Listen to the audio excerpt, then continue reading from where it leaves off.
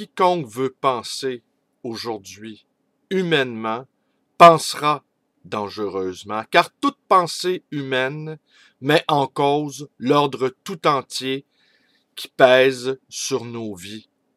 Paul Nizan. Bonjour, bienvenue dans ma bibliothèque. Nous sommes à Montréal, le 15 mars 2013. Mon nom est Bruno Lalonde. Alors, cette petite citation de Paul Nizan qui ouvre mes vidéos, c'est pour vous rappeler qu'aujourd'hui, 15 mars 2013, aura lieu à Montréal une manifestation contre la brutalité policière. Hier également, visite à ma librairie du célèbre et mythique animal du printemps québécois, du printemps insurrectionnel des Carrés Rouges, l'anarcho-panda sans son costume. Nous avons échangé quelques mots, l'anarcho-panda et moi, qui était un habitué de ma librairie jadis quand il faisait son bac. Et ce que nous avons retenu, entre autres, l'anarcho-panda et moi, de ces manifestations qui ont eu lieu tout le long du printemps et de l'été, c'est la violence ordinaire qu'a déployée les forces policières.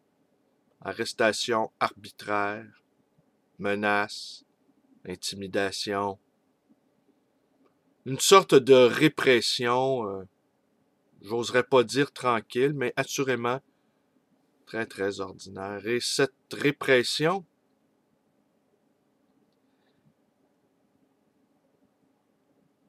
on peut en dire bien des choses, mais quand un groupe de citoyens décide de manifester et qu'il est victime de toutes sortes de vexations, des citoyens pacifiques, il va sans dire, est victime de toutes sortes de vexations,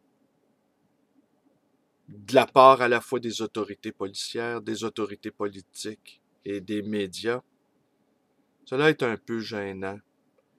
Et je mets en parallèle cette chose qu'a déclaré l'ancien ministre des Finances, sous Jean Charest, le sémillant Raymond Bachand, qui sans doute se fera battre lors de l'élection à la chefferie du Parti libéral du Québec, chefferie qui se tient le 17 mars, donc dans 2 jours.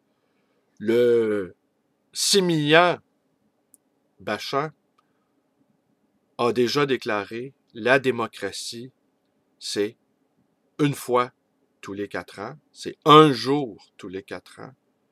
Le reste du temps, c'est de la gouvernance. Et c'est précisément cette phrase, qui est au demeurant vraie, contre laquelle nous nous insurgeons. Alors, l'expérience de la brutalité policière a changé notre regard sur les rapports de force qui existent dans notre société. Et tous les commentateurs et experts qui ont analysé cette crise, qui n'en est selon moi qu'au 2e chapitre, le premier chapitre ayant été « Occupons Montréal », 2e chapitre, le printemps des Carrés Rouges. Le 3e chapitre est en train de s'écrire dans l'ombre, et lorsque l'administration péquiste ou libérale revenue au pouvoir dans 8, 9, 12 mois, effectuera des coupes sombres dans la fonction publique, nous allons assister au 3e chapitre de cette crise, qui va en connaître plusieurs, jusqu'à soit un dénouement positif, des réformes en profondeur du système bancaire, du système financier, ou encore nous allons tranquillement glisser vers une démocratie totalitaire, ce qui est le point de vue partagé par beaucoup de gens dans mon entourage et qu'il justifie, hélas, par la nature humaine, et qui par avance les exemples de tout engagement politique, puisque le pire étant toujours certain, pour parler comme Sioran, D'ailleurs, ce qui me fait dire, qui me fait écrire même, j'ai commencé un texte qui s'appelle « Sioran en série ». Et quelle serait notre attitude devant un régime totalitaire? Fuite en avant? Courage? Indifférence? Faire semblant que ça n'existe pas? Et quant à moi, j'ai décidé de mettre mes maigres forces physiques et intellectuelles dans la balance afin d'éviter que nous sombrions justement dans une démocratie totalitaire. Peut-être qu'une fois cette démocratie totalitaire bien installée, eh bien, peut-être que moi aussi, je retournerai tranquillement à mes livres en me disant, de toute façon, il n'y avait rien d'autre à faire que de subir. Alors, en attendant, eh bien, on ne désespère pas, on s'organise. On s'organise pour ne pas que cette démocratie totalitaire se mette en place.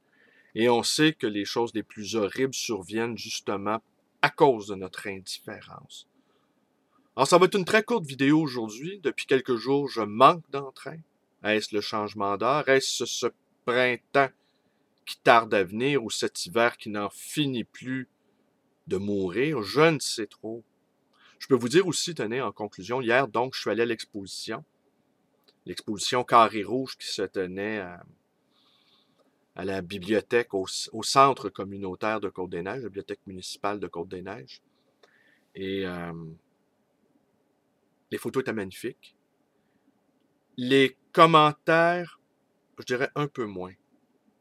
Je les ai tous lus. Les photos, c'était des photos prises sur le vif de manifestants au cours de ce printemps québécois. Et tous les commentaires allaient à peu près dans le même sens. Les bonnes raisons. Hausse des frais de scolarité. Mais les vraies raisons n'étaient jamais évoquées. Et peut-être que de dire les vraies raisons qui nous animent, nous, personnellement, est le geste révolutionnaire par excellence. Parler au je. Et non pas seulement que dans les pures abstractions, déconnectées de notre réalité existentielle, comme nous l'avons sitôt appris, hélas, dans notre vie. Alors, c'est tout. Je vous remercie d'être avec moi. Mes vidéos vous plaisent. Abonnez-vous à ma chaîne. Vous pouvez également joindre ma page Facebook, qui est une page d'activiste. Vous pouvez, d'activiste poétique. Vous pouvez également me téléphoner dans le 514-736-0999 et vous pouvez également me rendre visite à cette librairie d'occasion et d'anciens, le Livre Voyageur, dans le quartier Côte-des-Neiges, dans le quartier de l'Oratoire, ma chère, à Montréal. Merci et bonne journée à tous. On avance, on recule